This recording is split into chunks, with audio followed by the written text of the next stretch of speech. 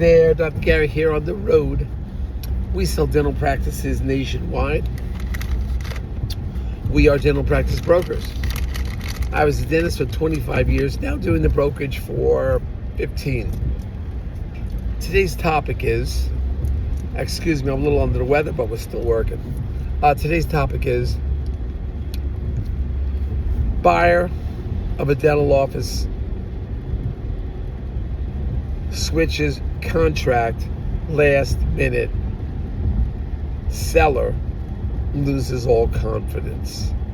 All confidence gone. And we'll get into the story on that one. As you know, we now have 10 employees. We're in 25 states, and we work every day, except Christmas and Easter. So give us a call. We're more than happy to assist you in any way we can. Phone number 201-663-0935. 201-663-0935. Website dentalpracticeguide.com or nationwide dentalpracticebrokers.com. Check it out. Now, everything you're about to hear is for entertainment purposes only. It's not legal advice. If any of you are thinking about, if you have a larger practice, you're thinking about selling, possibly one of the DSOs. In half a mile, use the right lane to exit right. We can help you with that. They will often pay our commission. Left to exit 66, continuing. State Route 17 south toward Mawa. So the DSOs often pay our commission. Plus, if your practice is over $1 million, we will sells for over $1 million. We'll often reimburse your legal fees. So give us a call on that. Now, let's get back to what happened here. This In 2.5 miles, exit right to Spring Street toward Ramsey Route 17 station. So this Then turn left on Island Road toward Spring Street. This seller, he was a great guy, easygoing person, very easy, really nice guy. The buyer, I don't think, owned a few practices, and the seller never really had a good feeling about the buyer.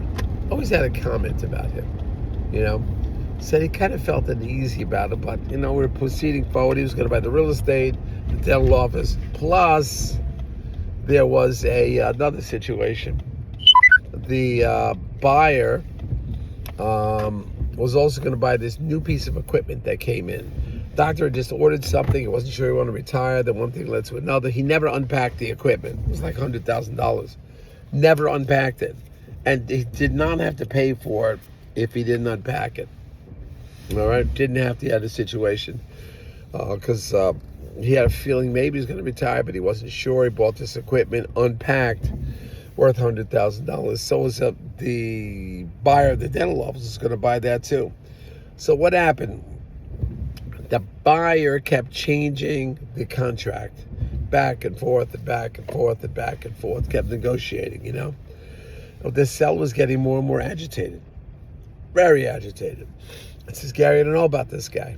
I said, you know, he's our candidate right now. Let's see what we can do. So this went on and on and on. And then this buyer kept making more minor changes to the contract. The seller's getting more upset. Then finally, the seller says, I'm not buying that equipment. It was a single piece of equipment. I'm not buying that single equipment. That's it. The equipment's worth over $100,000. So it's, you know, a portion of the deal. And the seller heard that. He said, that's it. That's it. I'm not going to go any further.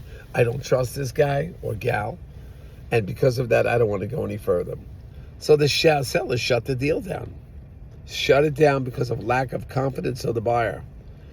So you as the buyer have to have all your ducks in a row. You have to be organized. You got to be on top of your game. I mean, that's the way to be. You can't change up things last minute for the seller. Because once a seller loses their confidence, it's like, forget it.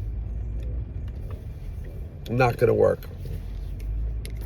You cannot lose the confidence of your seller because he's not going to be there for you. After the deal, it's just not going to work out. So please be aware of that. You could screw up a deal, doesn't matter what you're paying, whatever. The doctor's going to pull it off the market, the seller will. All right, team, thank you for listening.